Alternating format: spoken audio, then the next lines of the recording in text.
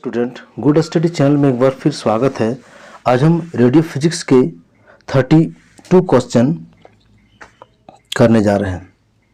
तो first question देखते हैं कि radiographic film has parts. Radiographic film में कितने पार्ट्स होते हैं? 2 पार्ट्स होते हैं। Radiographic film has a part, 2 part. Adhesive layer is present between. Adhesive layer present होता है जो रेडियोग्राफिक फिल्म में होता है, वो किसके बीच में प्रेजेंट रहता है? बिटवीन बेस एंड इमल्सन के बीच में।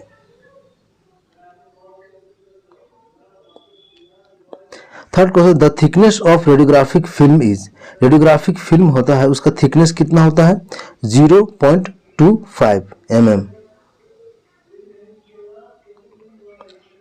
Radiographic film has.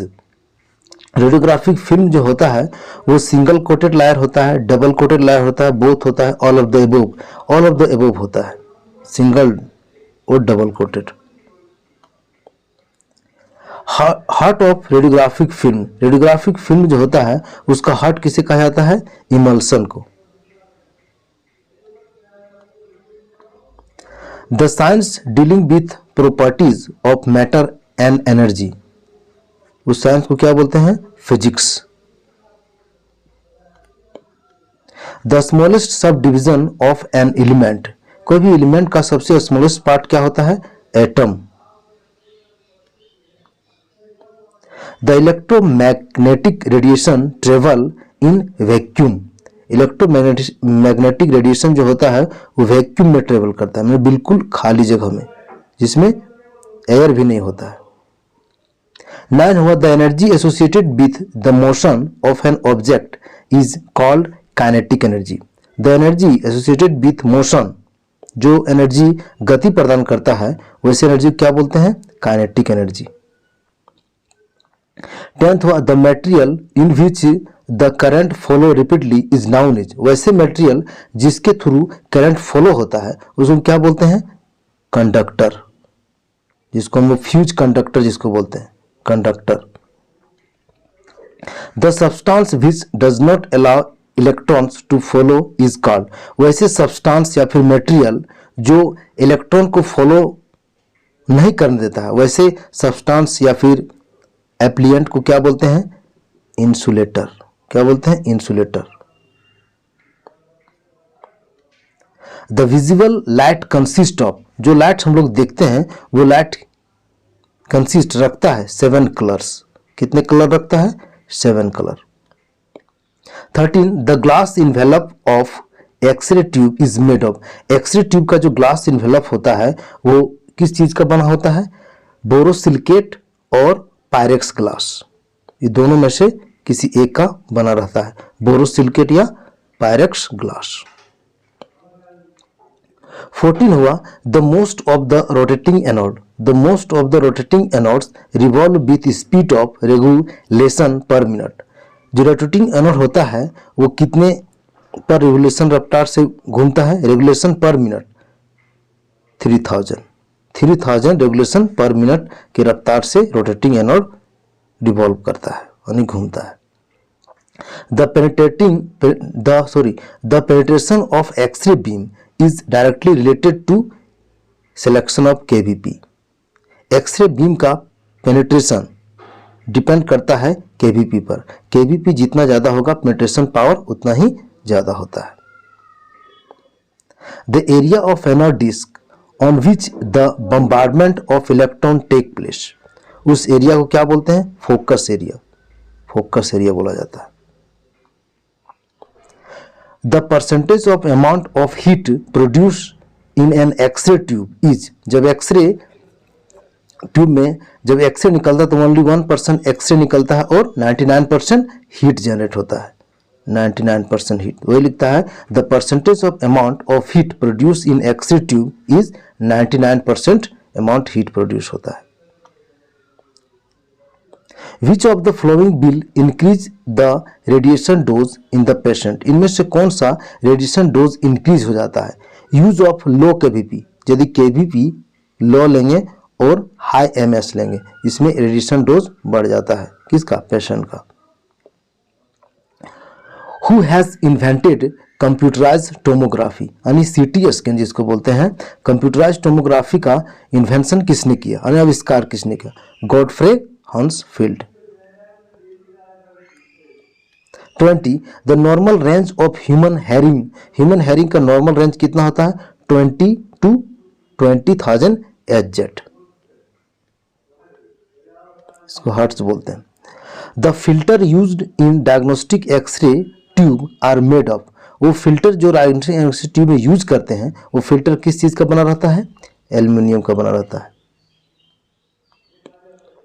The most frequent error in the use of grid जब हम यूज करते हैं सबसे ज्यादा एरर किस चीज का होता है? इम्प्रॉपर पोजिशनिंग, ग्रिड का प्रॉपर तरीका से पोजिशनिंग नहीं करने के कारण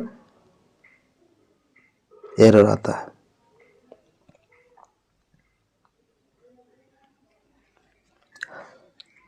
मॉडर्न यानी 4th जनरेशन सीटी स्कैनर यूज्ड, कितने डिटेक्टर का यूज किया जाता है?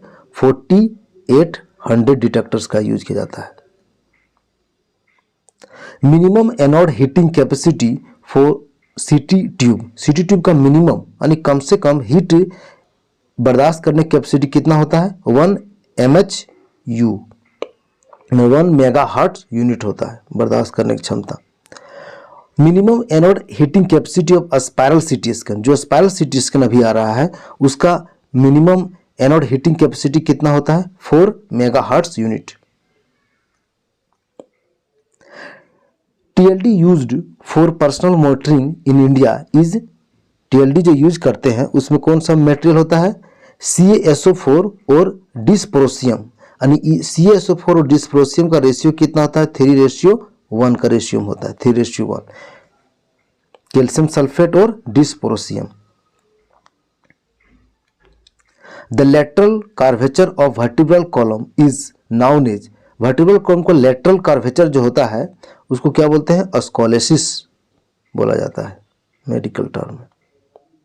ब्रेस्ट बोन किसे बोलते हैं? स्टर्नम को बोला जाता है, स्टर्नम को ब्रेस्ट बोन किया जाता है, बोला जाता है sternum.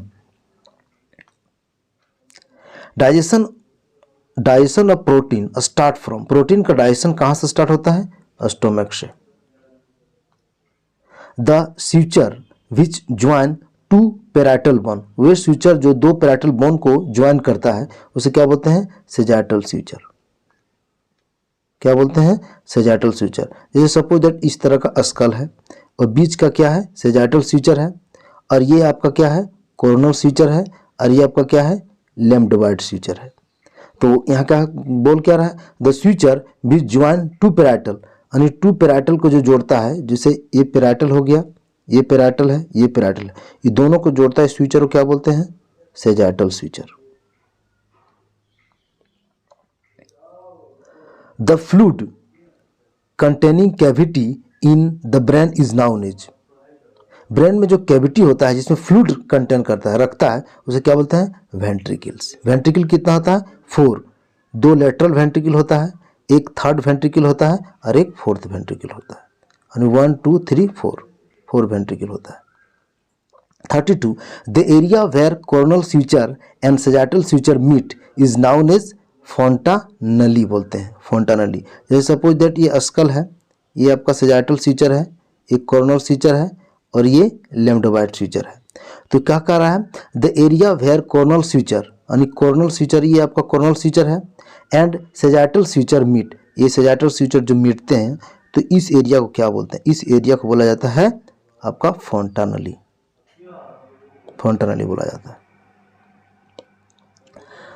The most sensitive cell to ionising radiation, ionising radiation में सबसे सेंसिटिव सेल क्या होता है? Reproductive cell. रिप्रोडक्टिव सेल सबसे सेंसिटिव सेल होता है आयनाइजिंग रेडिएशन में। Thanks for watching in good study, और हमें अच्छा है कि हमें वाचिंग इन गुड स्टडी।